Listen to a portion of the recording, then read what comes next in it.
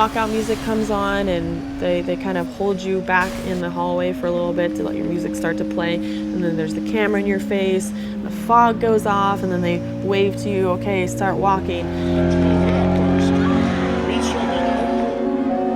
It's really knowing that you're going into battle. Once I lock eyes with her, I don't like to break that. You know, I hate it if the camera gets in my way. I hate it if the referee gets in my way, because I just want to stare right into her soul. And, you know, I want to I speak to someone with my eyes, and I read a lot about the other person. And it's just that moment of knowing it's all about to go down.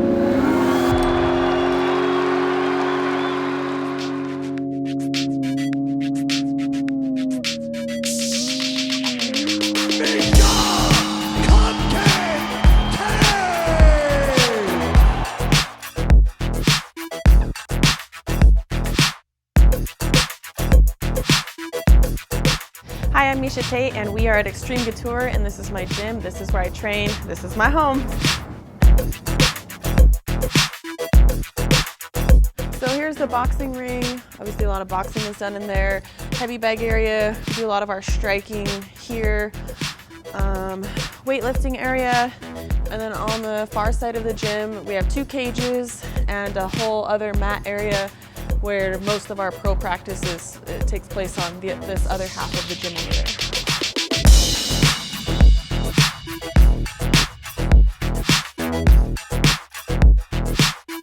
I always tell people that Vegas is what you make it. If you really want to make it a crazy party scene, I mean, the Strip is always there, you know, but for people more grounded and like-minded like myself, I feel like I barely know that the Strip is even there. It's such a small part of Vegas, honestly, so it's different. It's not what most people would make it out to be.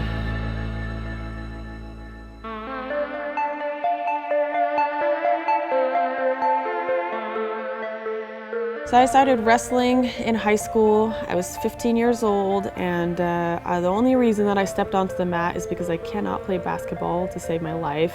I am just not coordinated when it comes to that, so I went out for wrestling out of default because there was no other sport offered. So wrestled with the guys, and I guess I learned a lot about myself through wrestling, that I was much tougher than I ever would have known had I not ever stepped on that wrestling mat. So it got addicting to push myself beyond what I ever thought I could accomplish, and then realizing that about myself. At least you got your Seahawks on. How are you? I'm good. Good to see you. Sorry, someone here too. How's the flight in? I just drove actually. I'm Bobby Brokish. I'm the head wrestling coach here at Franklin Pierce High School, in Tacoma, Washington, where Miesha went to high school back in the early 2000s. So it's been a while, but.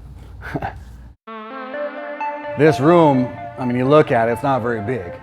You know, and we got 50, 60 guys in here getting after it. And coming from, when I went to high school here, I mean, our wrestling room was up in the gym behind the bleachers. You know, we didn't have a room like this. And so for her to be able to get in here and get into this environment is really cool. And she cut her teeth here, you know, she just came in, had a good time.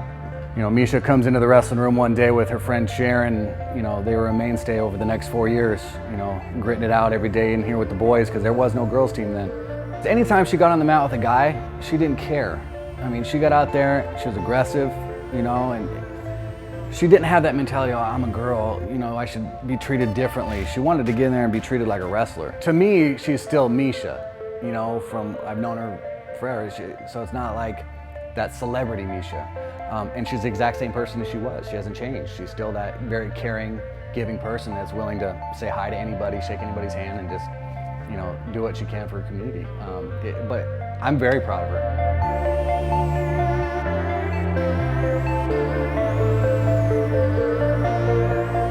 I'm Brian Caraway, and we're here in the beautiful part of Tacoma, right on the water, right in the port.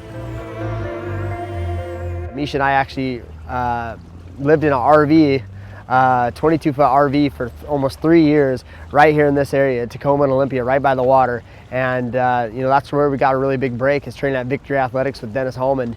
And you know, so that this is a very special place, you know, I think to me in a part of my life and growing up, and, you know, a part of Miesha's, obviously Miesha's life growing up in high school and you know, starting her UFC, or MMA career, I should say, here in this area. You know, where it all started when we were poor young kids and trying to make it big time, and after grinding and grinding, we eventually, you know, perseverance and persistence beats resistance.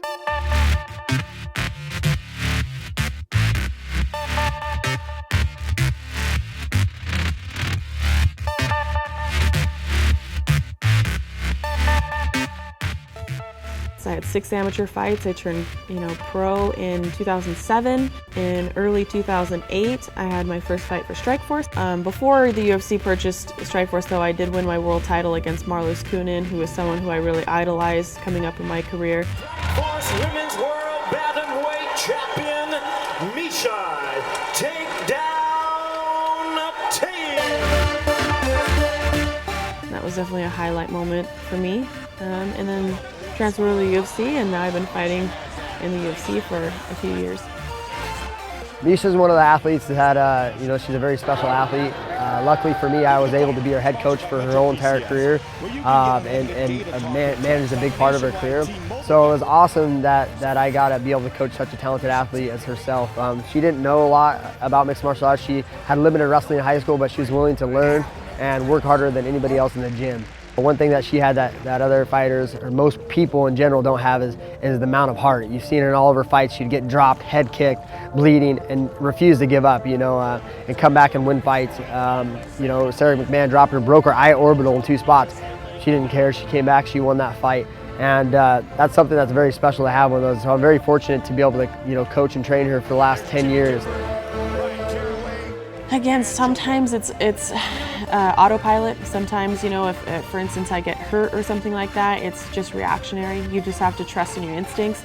And then there's other times, you know, for instance in the Jessica I fight where I was swinging with, you know, a big right hand, and I would miss by about like that much. I think I did it like 2 times where I missed just barely. And she was counter-striking me because of it. And I thought, okay, you know what? I need to make I thought in my head, I went back, I was like bouncing around, I was like, okay, took a deep breath. I was like, I need to get about that much closer. How do I do that? I just step in. And then when I stepped in and I finally figured that out, I finally landed a really big right hand.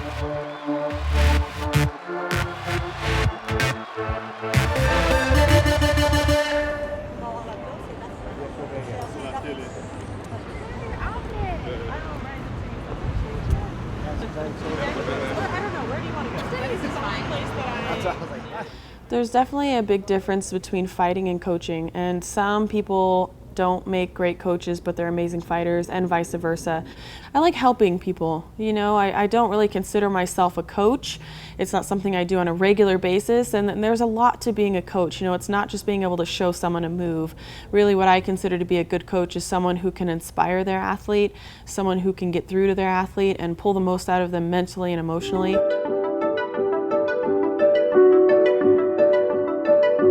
I was cornering Nictoli. You know, I didn't have anything to do with her training camp because she lives states away. So, you know, I didn't really have much in the way of coaching her.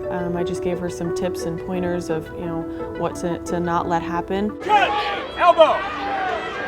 Elbow. Keep doing those. Keep doing those. Don't let him lock your hands. Wrist fight. Hand fight. Hand fight. Feel it off. Feel it off. But she didn't come out with a victory. She fought a really solid girl. But I'm very excited for her to move here in December and start training at Extreme Couture, because I just think, I know that we have A-level everything. A-level coaches, A-level training partners, A-level game plans, A-level drills. And I believe that she has the ability to be a much better fighter than what we saw that night. And I just want to get my, you know, I want to get my hands on her and I want to help her. You know, I wouldn't say that I'm, you know, this amazing coach, but I can, you know, I can teach people things and I enjoy teaching. So maybe one day when I retire, I'll be able to focus more on like the actual coaching aspect. Get on top, man. There you go. Good, good, good. Hold the hand. Fight for the wrist.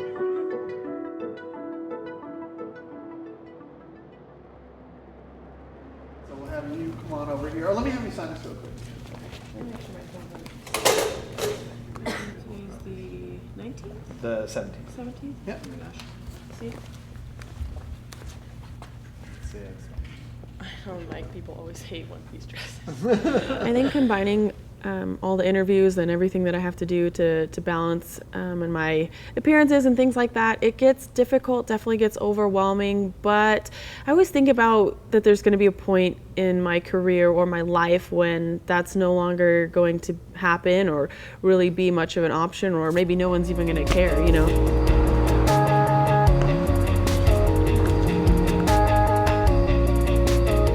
There is times when the action is slowed down, or you figure out a mistake you're doing and you have to think about it, you have to analyze, you have to fix it.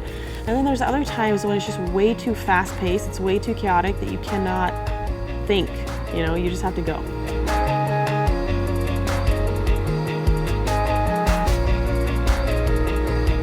My goals and objective right now is just to train to be the best fighter in the world, you know, to continue to train, to not let anything deter me from that.